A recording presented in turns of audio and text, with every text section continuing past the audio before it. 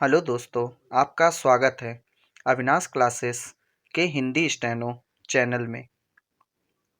अब dictation start होगा।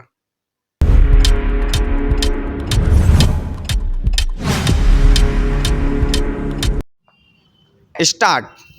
महोदय, आज इस समारोह में सम्मिलित होकर मुझे बड़ी प्रसन्नता हो रही है। जब से मैं आपके नगर में पहुंचा हूं, आपने जिस प्रेम और उत्साह के साथ मेरा स्वागत किया है, उसके लिए मैं आपको धन्यवाद देता हूं।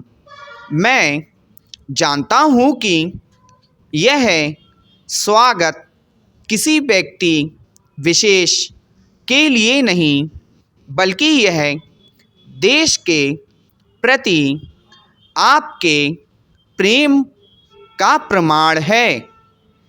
भारतवर्ष जब से स्वतंत्र हुआ है, उसके सामने बड़ी बड़ी कठिनाइयाँ रही है, परंतु ईश्वर की दया से हम एक एक कठिनाई को हल करते गए हैं और आज कहा जा सकता है कि अब हमें प्रगति के लिए प्रशस्त मार्ग मिल गया है। यदि हम चाहें और देश के लिए आपस में मिलजुल कर साहस तथा उत्साह के साथ काम करें तो संसार में ऐसी कोई चीज़ नहीं जो इस देश के लिए दुर्लभ हो।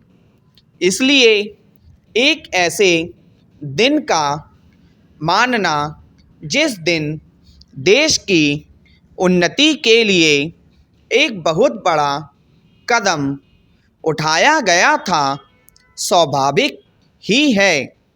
अंग्रेज़ों के साथ जिस समय स्वराज्य के लिए समझौता हुआ, उस समय उन्होंने और सब चीज़ों के साथ साथ एक काम और किया, जिसका परिणाम कुछ भयंकर हो सकता था।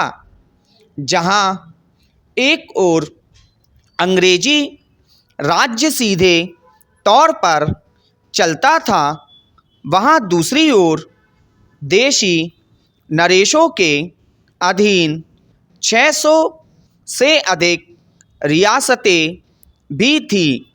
ब्रिटिश सरकार ने जाते समय यह घोषणा कर दी कि ये सभी रियासतें अपने को उन सभी शर्तों और बंधनों से मुक्त समझें जो उन्होंने ब्रिटिश सरकार के साथ किए थे, और प्रत्येक का अधिकार है कि वह चाहे तो हिंदुस्तान के साथ अथवा पाकिस्तान के साथ मिल जाए या अपने को स्वतंत्र रखे।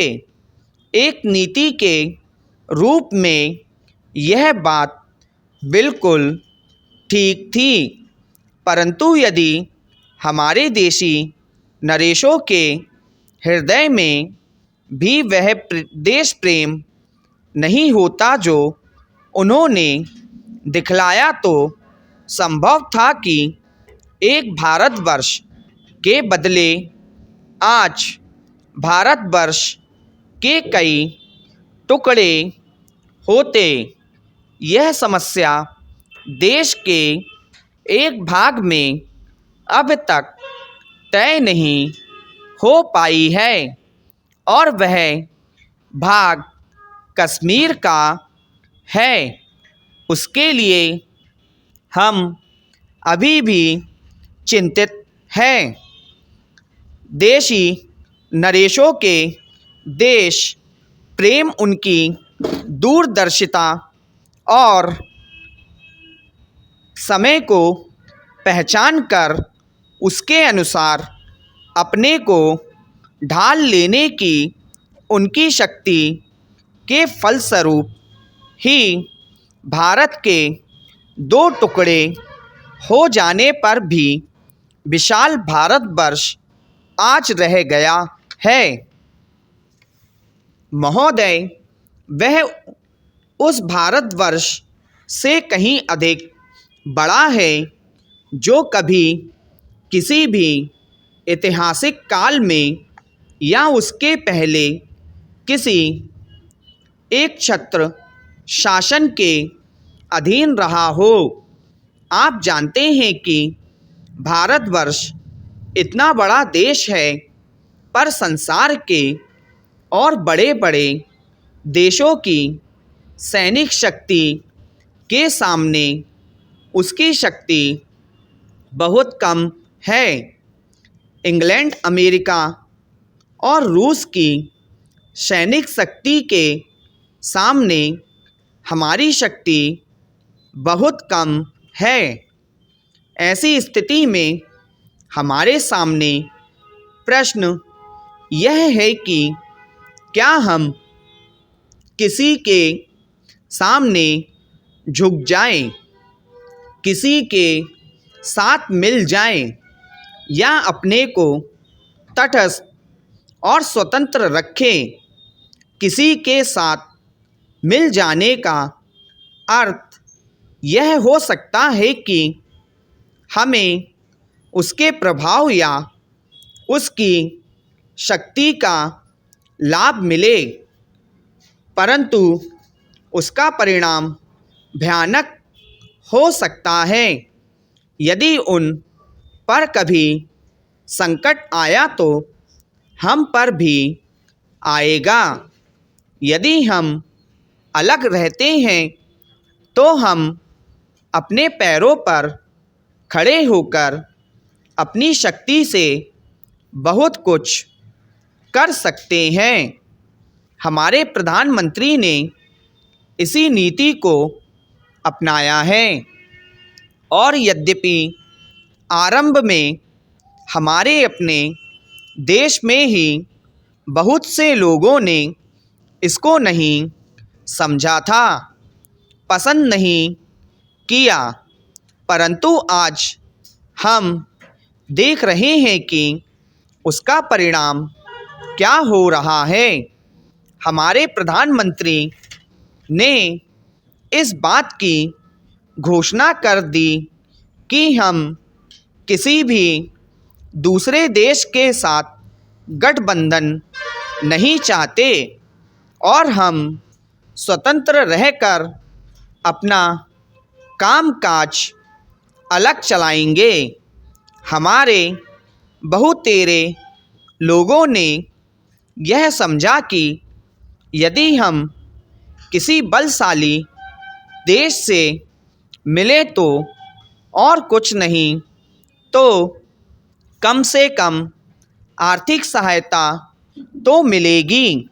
जो देश यह चाहते हैं कि हम उनके साथ मिलें, उन्होंने तो बुरा ही माना ही। उन्होंने यह नहीं समझा कि हम अपने को अलग रख रहे हैं, ना कि उनके विरोधियों के साथ मिल रहे हैं। जैसे जैसे समय बीतता गया, धीरे धीरे उन्होंने भी हमारी विदेशी नीति को समझा। आज संसार के लोग मानने लगे हैं कि भारतवर्ष अपने दृष्टिकोण पर स्थित है। इतना ही नहीं, बल्कि एक देश को जिसे स्वतंत्र हुए अभी 55 वर्ष ही हुए हैं, जो स्थान मिल सकता है उससे कहीं ऊंचा स्थान हमको मिल गया है, और हमारा उत्तरदायित्व भी बढ़ गया है। मैं मानता हूँ कि इसी प्रकार यदि हम महात्मा गांधी के दूसरे सिद्धांतों को भी अपनाएं और उसके अनुसार आचरण करें तो इसका संसार पर बहुत प्रभाव पड़ेगा। स्टॉप।